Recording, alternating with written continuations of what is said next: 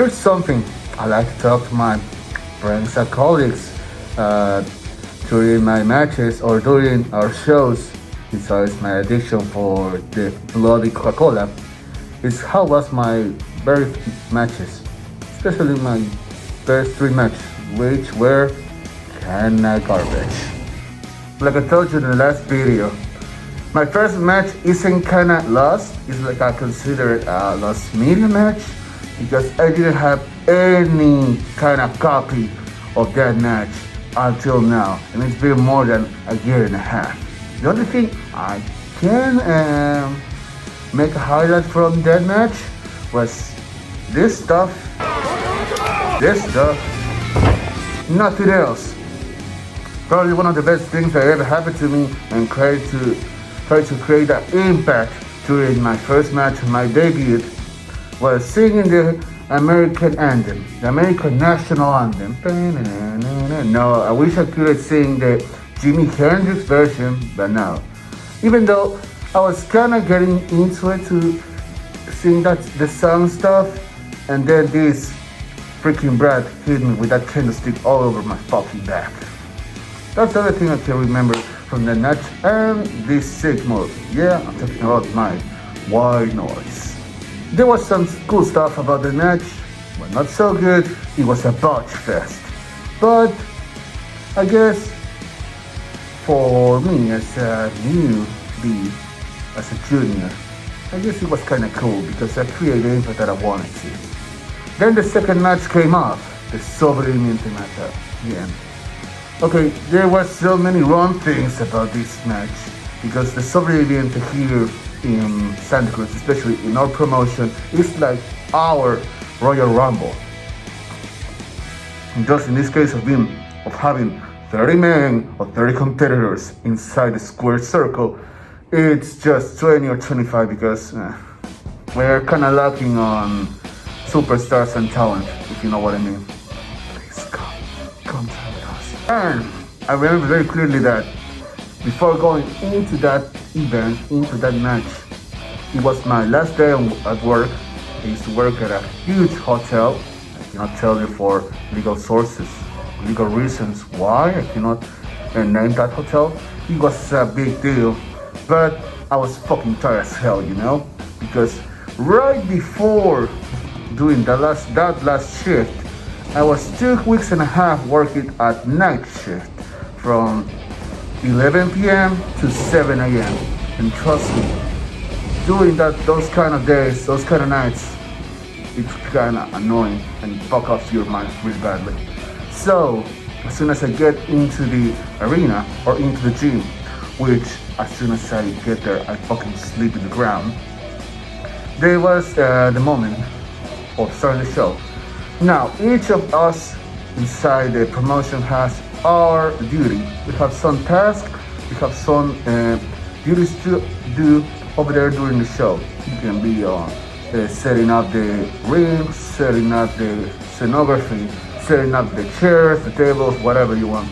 And in some point at that day, I was in charge of the cameras, sound, and macro stuff, you know. Then when the stuff came up, you know, superstars were like number 1, number 2, number 3. It was my moment to kind of like commenting the matches or announcing the matches, and then I fucked up really badly at some point. Yeah, I kind of fucked up the entrance of a colleague by saying his real name and not his wrestling name, and I kind of fucked up really badly. I got so yelled at the backstage, but unfortunately the audience didn't notice that mistake, you know. So I did not won that match, but that's where I met some guy. As soon as I got into the ring, I explored suplex and the cage, and then I started working with my now partner and co-holder of the tag team championship here in Three Falls, the Snake Logan. I was doing some chops, he gave me back those chops, and we started working together until some other talent eliminated from the match. I started training. I was unemployed at that time.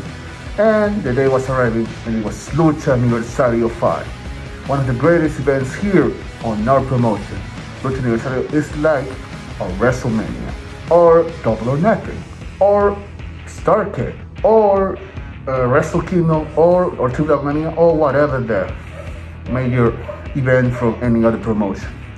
And I remember very clearly that I was not getting booked in that match because my level was so poor, really poor. And I was kinda disappointed at the moment because many of the guys, or some of the guys that have been training with me got into the card, but I wasn't there, and even I was doing some stuff, but I gotta recognize my, how can I say, my level was a fucking trash, you know? So, they gave me an option, they gave me an door to participate in the match, and it was in a kickoff with another student, I'll talk to him very soon, that we kinda said, okay, if you can make an entertaining fight match or fight kickoff match, you're into Lucha Aniversario. But this guy was only training for a month and a half. So it was kind of difficult for me at the moment. And I used to tell him that we need to train and we need to get into this match during the week. And if it wasn't for a cool friend, yeah, talking about this beauty, I love you, dude. If it wasn't for Rick Carpenter, we couldn't be able to make that match happen. And fortunately, and luckily for me, we did it. We got into the match. The promoter was happy with it, with our level and stuff. At least our average level to do it. And then the day was coming by. It was good. All the people were taking photos and stuff. I was just getting into a new shirt. Like I was, this shirt especially. This was my shirt that I was putting in the show. And then our editors came back, and trust me, many people did not understand a fucking word I was saying. But I knew the energy.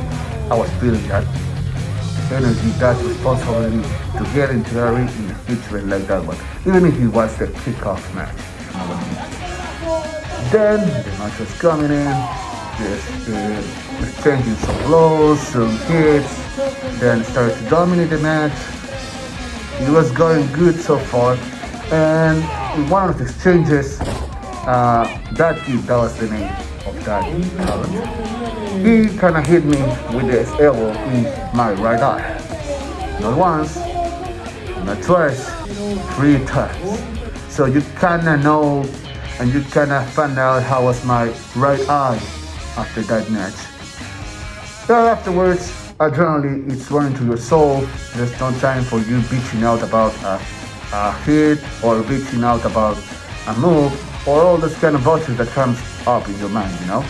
So we kind of start and keep on fighting until I do this one.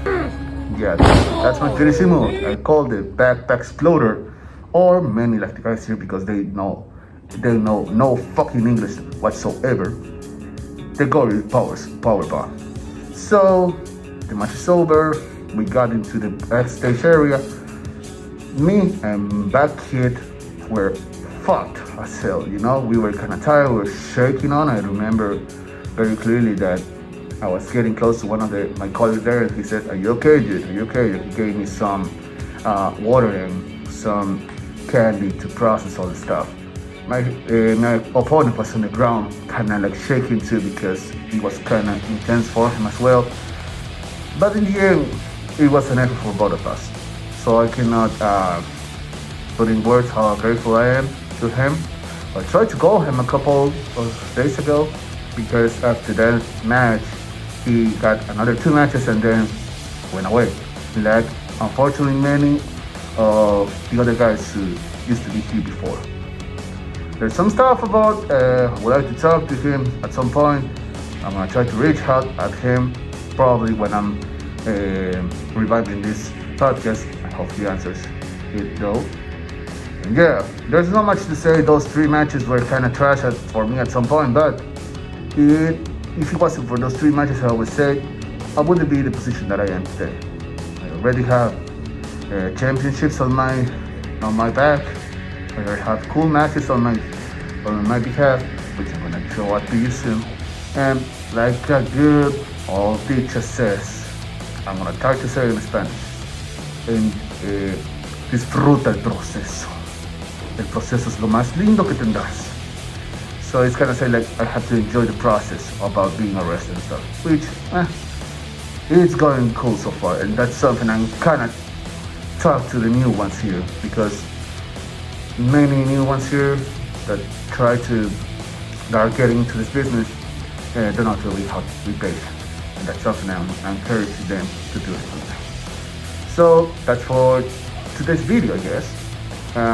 Probably you can follow me here in my media. Now I'm gonna put it also at the end of the video. Subscribe, hit the notification button, and like this video. Okay, we're gonna have some more stories, some more full matches and stuff, and I'm pretty sure we'll meet again, especially this next event, June 29, Venganza, which I'm gonna take down these two stooges. Okay, so I'll be waiting for you over there. Like I said, follow my social stuff, and I'll see you over there. Bam.